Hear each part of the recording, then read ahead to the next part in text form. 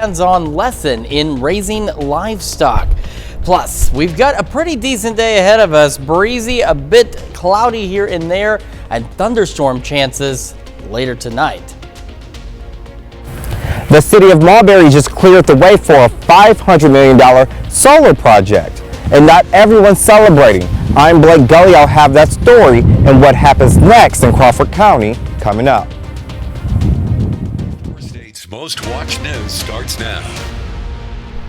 Well, good morning and welcome to the KOAM Morning News on this, Friday now, October the 17th. I'm Chris Warner. Thank you so much for joining us this morning. I got a fantastic morning show for you. Fantastic Friday lined up for you as well. It is going to be, warm still. It's going to be windy still, but eventually we have those thunderstorm chances, and we unfortunately are looking at more storm chances for Saturday, which we'll get to a little later. But first, let's get you out the door on this Friday with a live look from our camera in downtown Pittsburgh. And you can see that things are looking pretty good so far. We are cloudy out there this morning, but we are otherwise dry. Our camera, 7th and Rangeline, also looking good this morning, as is the MoDOT camera, 20th and Rangeline in Joplin. So let's break down what we've got, again, heading into tonight. Our tornado risk, we do not have any areas highlighted, so that's good news. It means that risk is very low. But, again, with severe thunderstorms, the risk is never zero, but it can be extremely low. And that's the case here. We do still have that level 1 out of 5 risk for large hail and damaging wind gusts with these storms as we head, again, really overnight tonight through the early morning hours on our Saturday.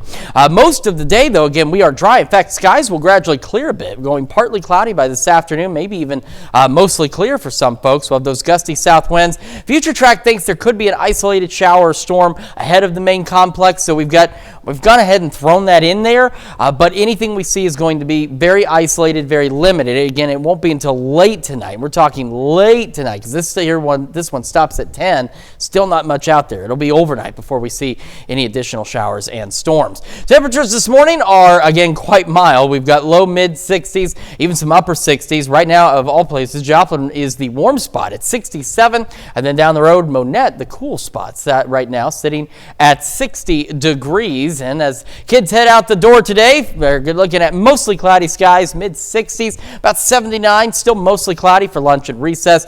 Maybe a few clouds out there, 82 as they head home later today. We're going to go into the upper 60s by 9, upper 70s by noon. Our highs today, low to mid 80s. And again, at 6 o'clock there, we did throw in that slight chance of a shower or storm. It'll be very isolated. South winds at 10 to 15, occasionally gusting upwards of 25.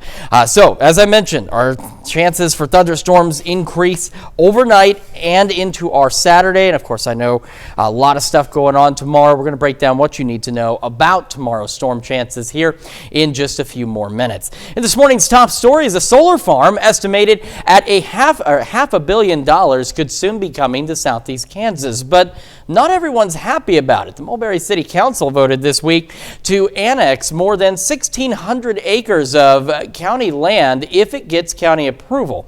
The annexation could pave the way for a $500 million solar project from Shasta Power. The development could bring new jobs and tax revenue to the city, money some local leaders say is crucial for upgrades like the community's aging water plant.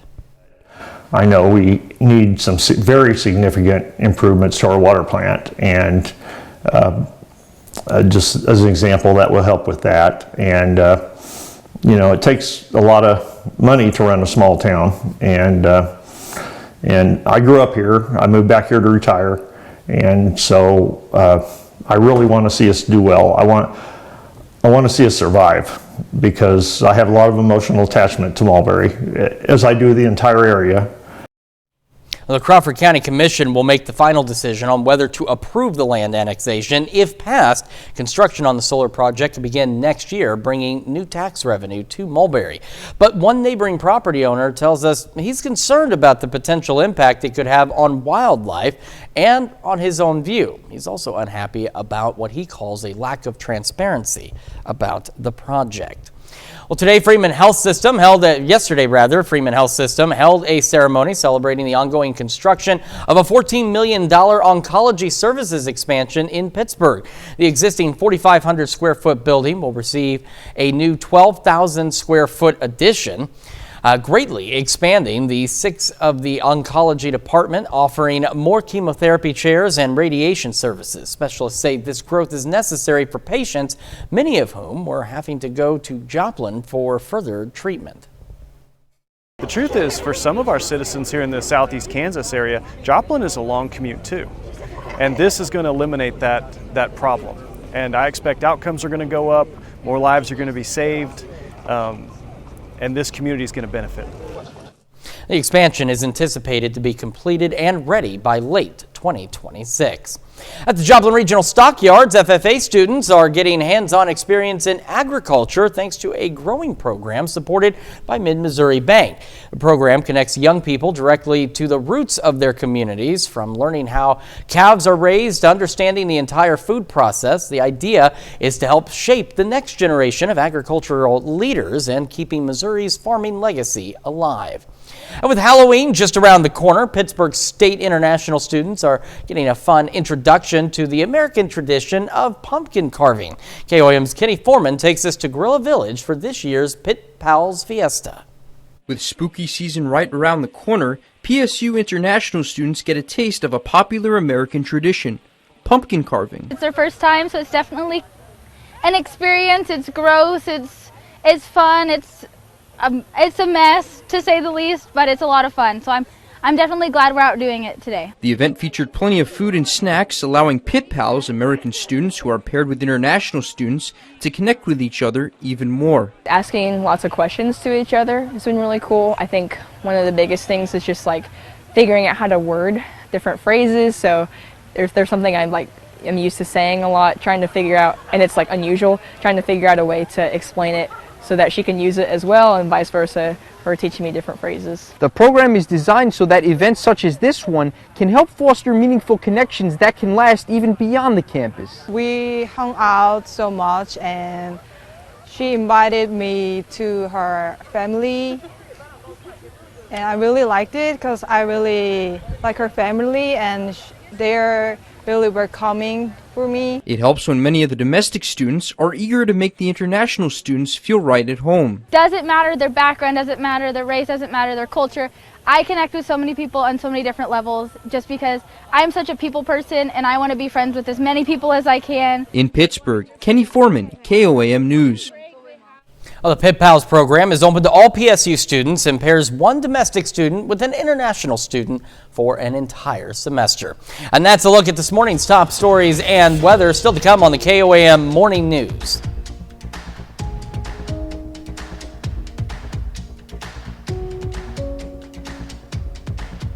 Plus, doctors discover mammograms can spot deadly heart disease before it strikes.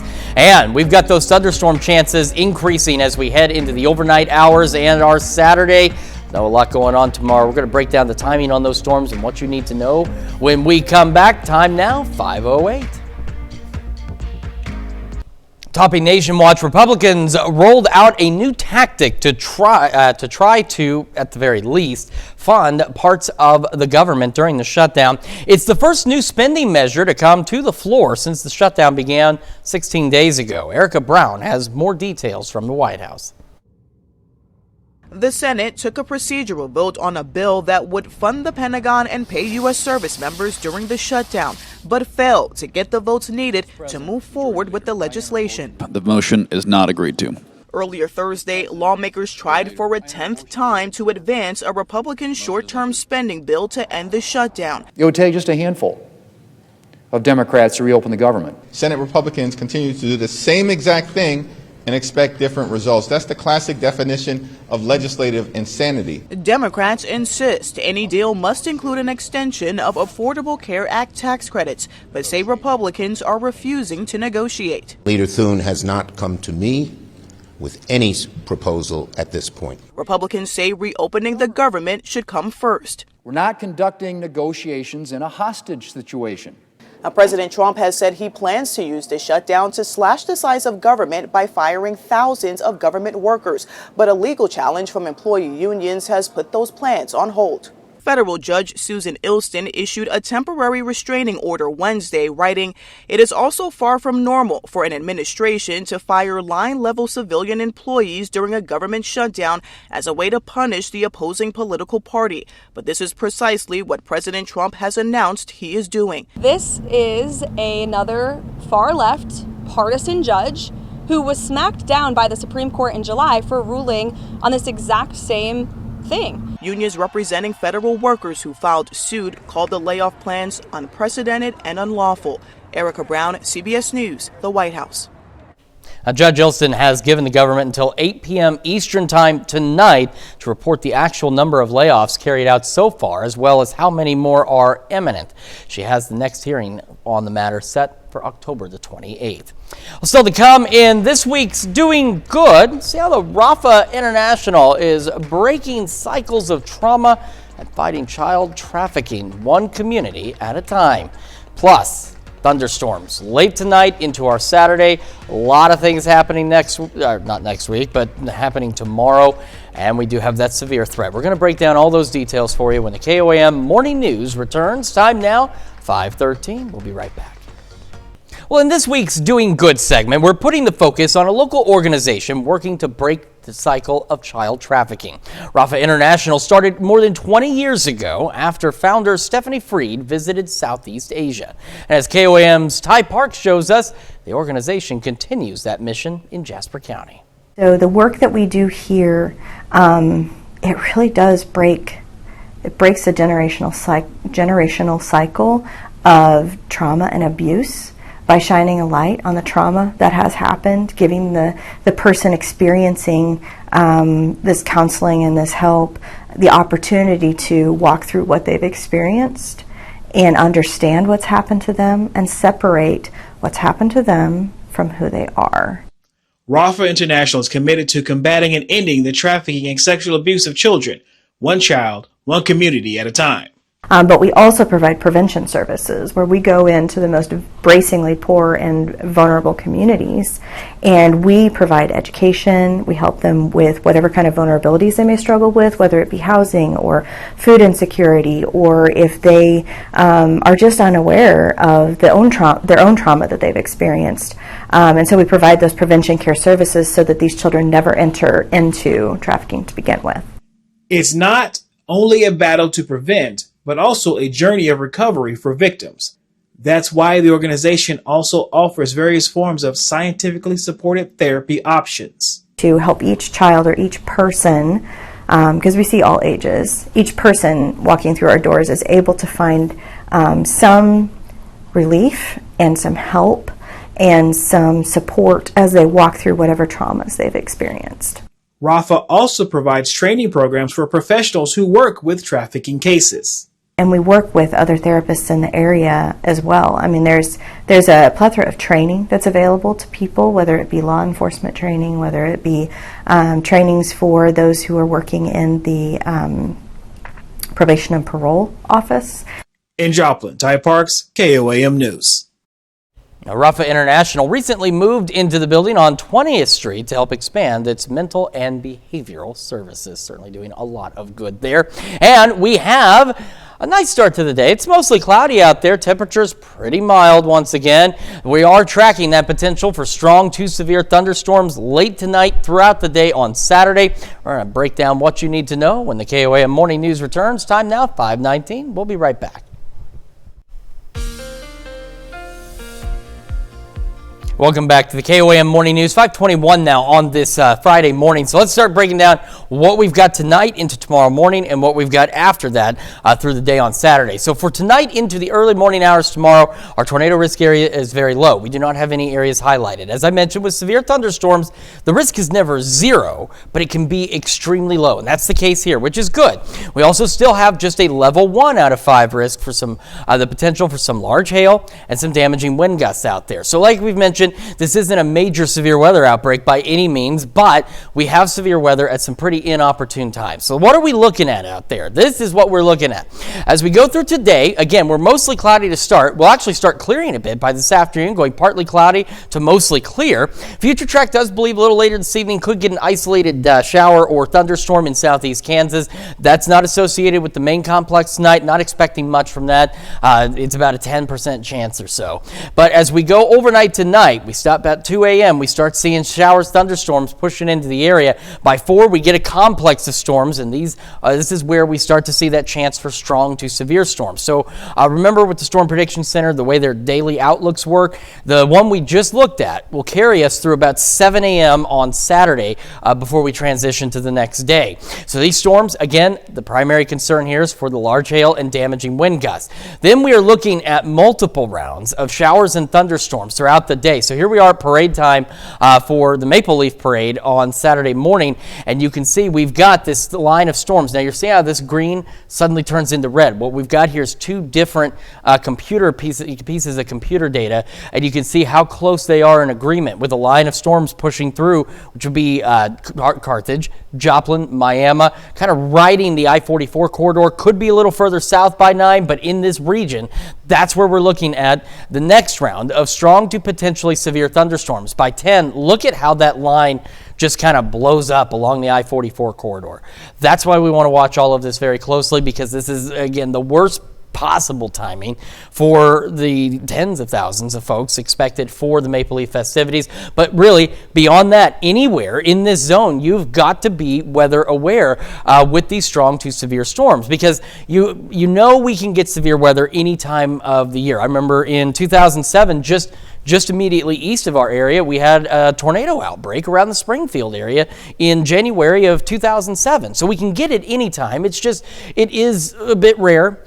And so that's why we want to make sure we're weather aware. We're not really out of severe weather season completely. Now, once that pushes through, we get new development that's going to lift north. And these storms could be strong to severe as well. And these continue through the day. So I know yesterday we were looking at maybe clearing out a bit ahead of that front. That's not going to be the case. We have a warm front lifting north. And then as the cold front itself pushes through, it'll start to slide those showers and storms on out of here. But we're going to have a severe threat sticking around with us through the majority of the day. And because of that, we've seen some adjustments to the outlook. So we now have a level 1 out of 5 tornado risk. So that's a little higher than, the 0 number there, that very low number. But we still want to keep an eye on that very closely. And again, parallels where some of those lines of storms are expected tomorrow. And then we have a level 1 to level 2 out of 5 risk for the potential for large hail and for damaging wind gusts out there. So we've got to pay very close attention to the storms that we're expecting tomorrow as well.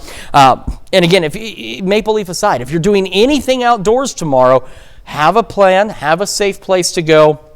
And remember, when thunder roars, head indoors. We're going to start in the mid-60s and go to the mid-70s by 11 o'clock this morning. Our highs today still well above average, low mid-80s, 80s tomorrow. That cold front, though, once it pushes through, look at those numbers. 46 tomorrow night, 68 on Sunday. And then we start warming back up again. We'll start cruising through the low mid-70s next week. More rain chances out there and back to the low 80s by next weekend. Let's check your forecast. We're going to switch over now to Health Watch this morning.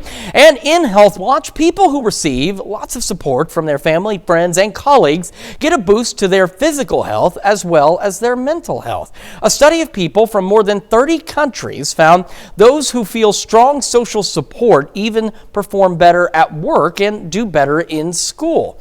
It's part of the growing evidence showing a social support network is critical for overall health. And what causes an ex-smoker to relapse? Well, Australian researchers found it's often not a strong urge to smoke. Instead, many former smokers who start smoking again say they're simply exhausted of the constant effort needed to avoid smoking.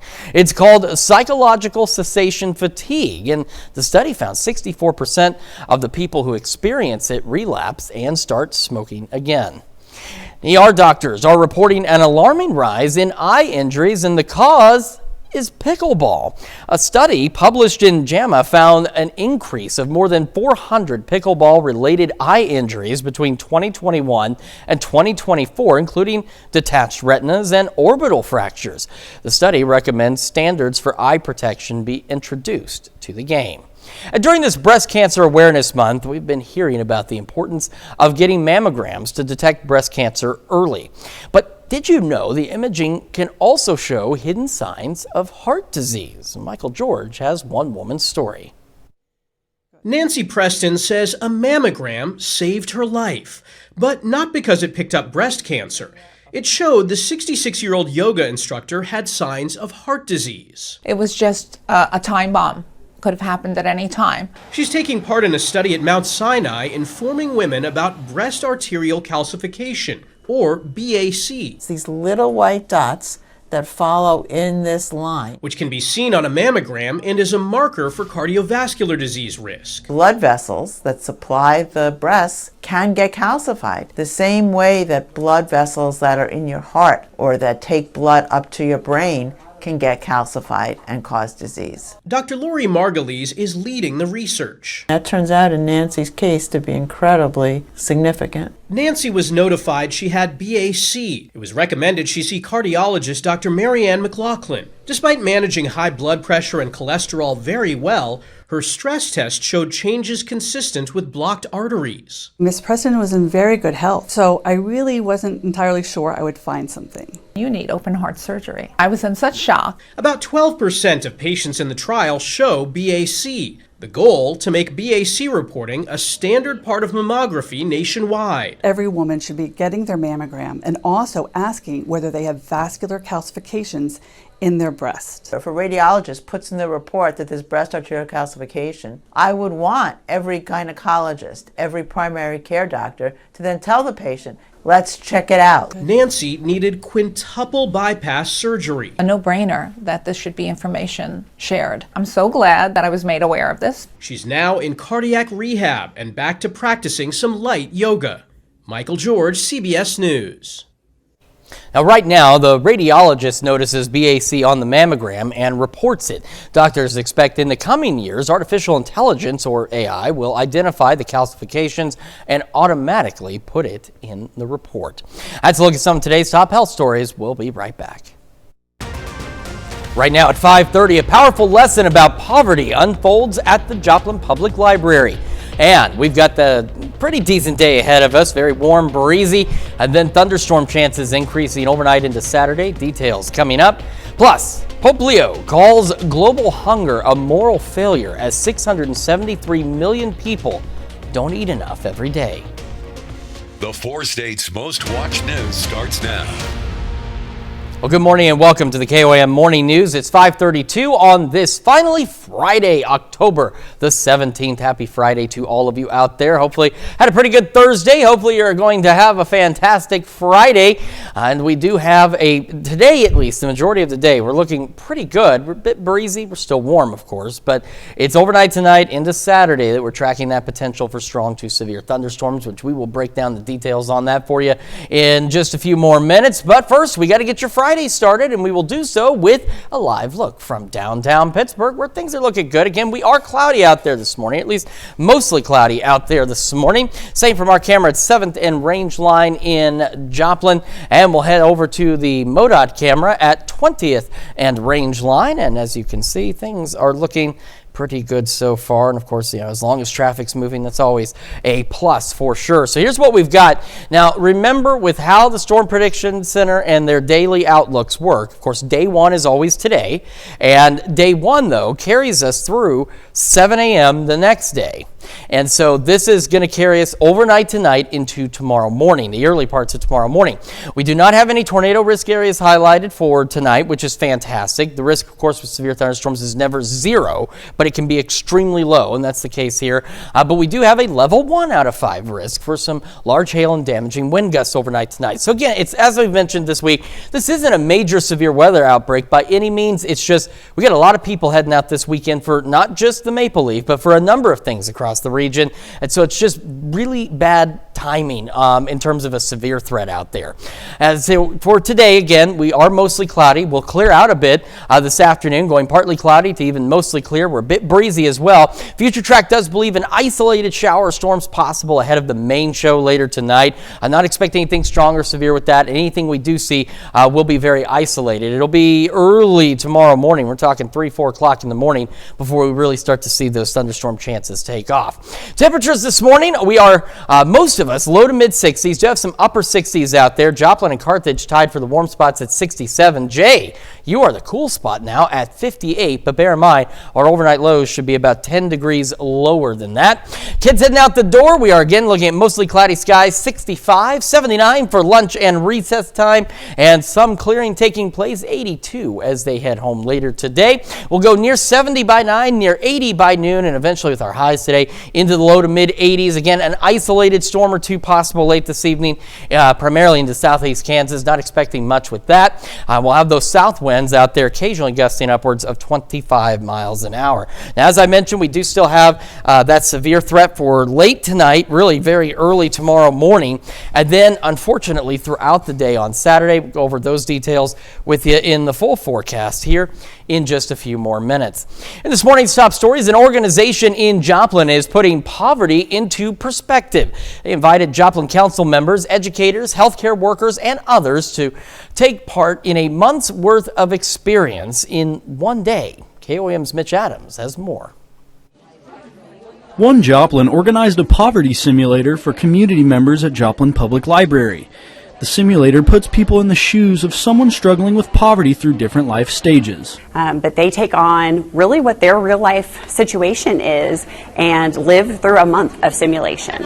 Participants were given a character in a wide age range and does their best to survive week to week with whatever resources they have. To go to work, they have to find childcare, they have to pay their utility bill, they have to pay rent, all of that within limited resources. And so they go through the process of making decisions and figuring out where they can cut. The purpose of the event is to better understand what life is like for community members who are struggling and make changes based on the experience. We've had some great experiences of this, of individuals that have had really big reactions to it, to people, yelling and screaming out of frustration, people in tears. It really does bring real emotions out in people through this simulation. Reporting in Joplin, Missouri, Mitch Adams, KOAM News. Two notable participants in this year's event included Joplin's mayor and mayor pro tem. Well, Pope Leo is urging world leaders to do more to stop global hunger, calling it a moral failure to let millions go without food. The American-born pontiff spoke at a ceremony in Rome, citing new UN figures showing around 673 million people do not eat enough every day. He blamed a soulless economy and called on people to rethink their lifestyles and priorities. Poverty has become the daily bread of so many of our brothers and sisters. The international community cannot look the other way. The Pope's message comes as UN food aid agencies face severe funding cuts from top donors, threatening critical support in crisis zones around the world. Before becoming Pope, Leo spent much of his career as a missionary in Peru, caring for the poor. And that's a look at our top news stories coming up this half hour on the KOAM Morning News. Banks report record profits while many Americans struggle to pay bills. Plus, protein is everywhere in supermarkets, from chips to pancakes, but do we really need all these supplements? We'll have the latest. You're watching the KOAM Morning News. We'll be right back. Time now, 5:38. In Consumer Watch, the nation's largest banks are reporting a big jump in profits from last year, but many Americans say they're struggling. According to a new survey by Primerica, about 69% of middle-income Americans say their income is falling behind the cost of living. That's up from 50% 5 years ago. CBS News business analyst Jill Schlesinger explains why many are feeling the pinch. The cumulative effect of inflation, prices at the grocery store, prices for daycare, prices for housing, prices for healthcare, that is putting pressure on people. Even if you are lucky enough to have a retirement plan at work, that is for decades in the future. The survey also found about half of Americans are increasingly using their rainy day emergency fund to make ends meet, with fewer people paying off their credit card balances month to month. And the Social Security Administration's watchdog is warning 75 million beneficiaries not to fall for a fake U.S. Supreme Court letter that falsely claims recipients are under investigation for tax fraud. The scam letter provides a fake website link designed to steal logins and passwords, and it may ask for credit card information. It may also be followed up with a text message and phone call. The agency says recipients should report and destroy the fake letter. And the Consumer Product Safety Commission warns people to immediately stop using tens of thousands of personal transportation vehicles and golf carts. Nearly 100,000 Textron E-Z-Go PTVs were recalled because the fuel could leak, posing a fire hazard. Another 23,000 Yamaha golf carts from model years 2017 to 2025 have also been recalled. Regulators say the Drive 2 model lacks stoplights, which can pose a crash risk, and the Yamaha DR2A and DR2E models may fail to brake, which could cause crashes and serious injury. Users should contact the companies for a repair. And a new survey from NerdWallet found that Americans could end up spending an average of almost $200 more on holiday gifts this year, in part due to the Trump administration's tariffs. The study predicts that Americans will spend around $242 billion on holiday gifts this year.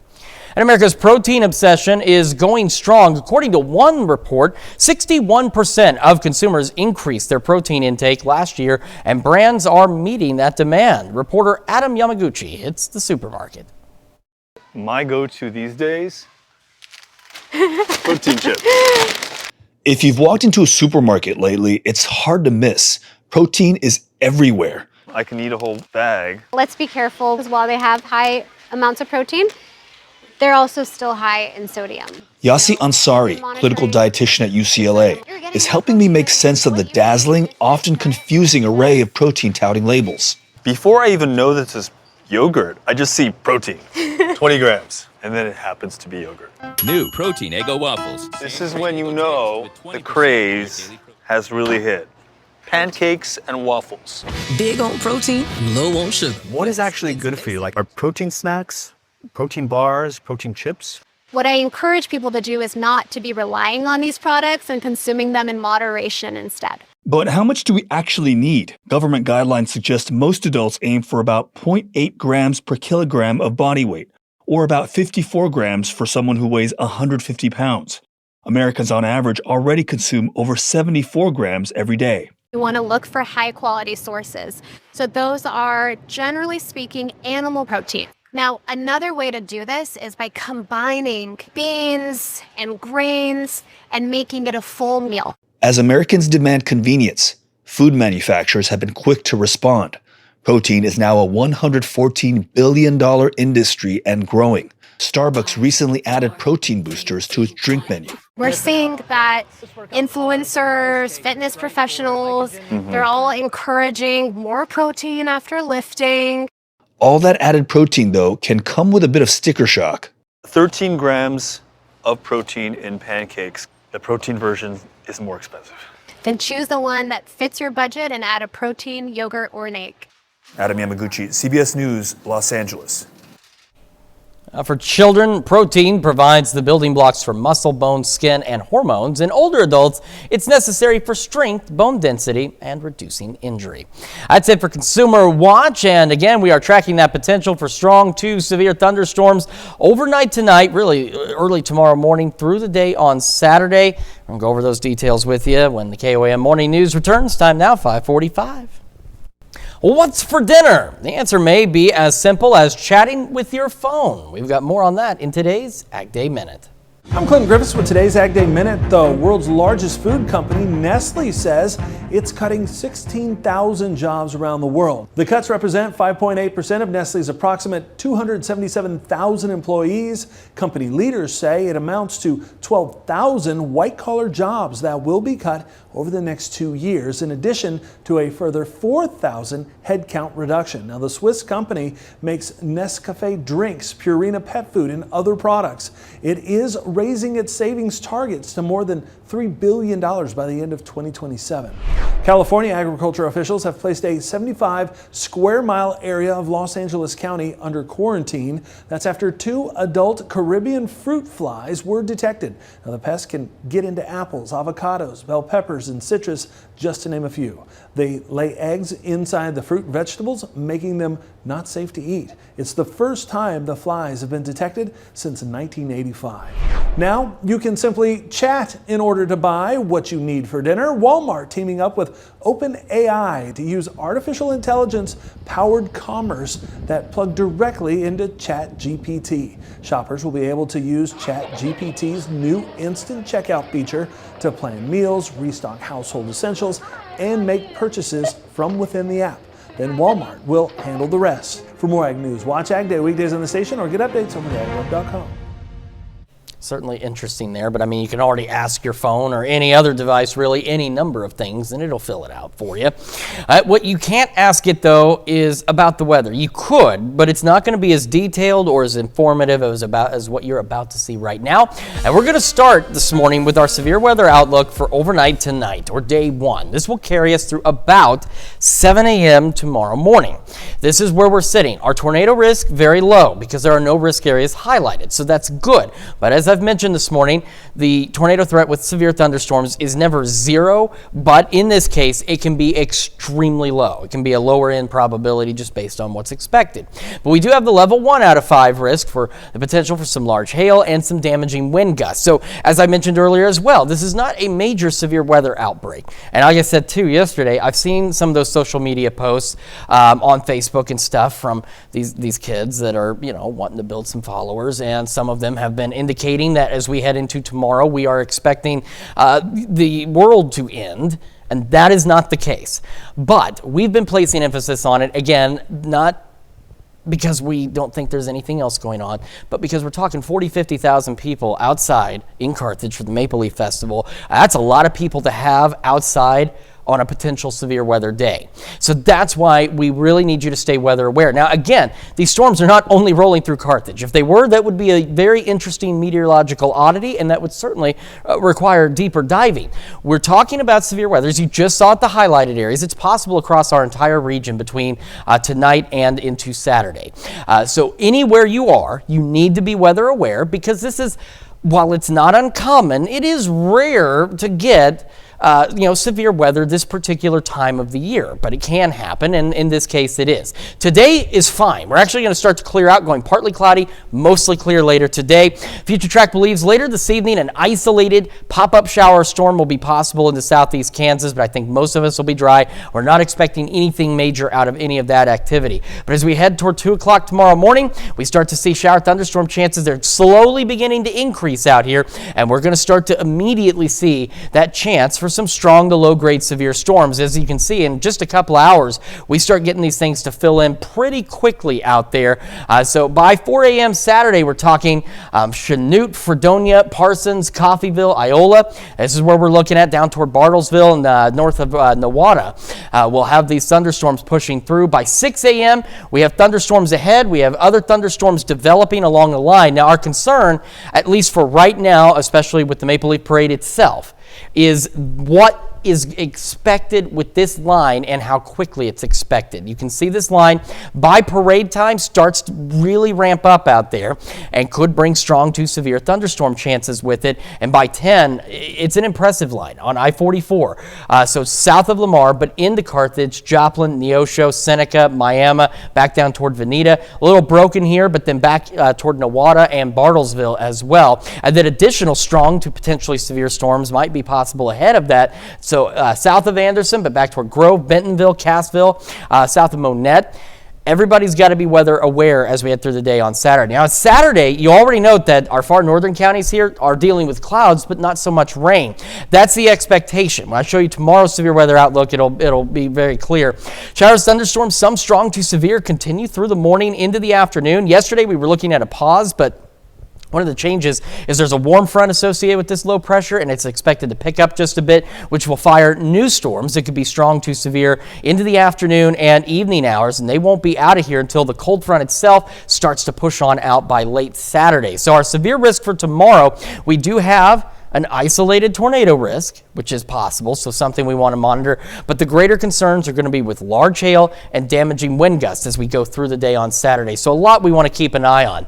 As for this morning, again, mostly cloudy out there, mid-60s to start, mid-70s by 11. We're looking at highs today, low to mid-80s. We'll go about 80 tomorrow, winds gusting 20 to 25 out of the south, and then much cooler Saturday night, Sunday. That cold front making us seasonable.